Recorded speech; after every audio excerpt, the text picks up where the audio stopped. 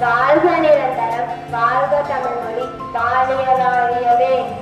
வானம் மலர்ந்தது அனைத்தும் மலர்ந்தது பன்மொழி வாழியவே. வேப்பினும் தன்மனம் வீசி இசை கொண்டு வாழியவே. எங்கள் தமிழ்மொழி எங்கள் தமிழ்மொழி என்றென்றும் வாழியவே.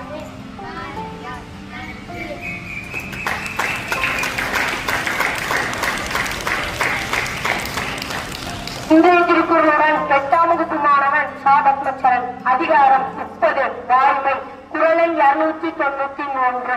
தன்னெஞ்சறிவது பொய்யற்க பொய் தப்பி தன்னெஞ்சே தன்னை சுடும். பொருள் ஒருவர் தம் நெஞ்சறிய பொய் சொல்லக்கூடாது.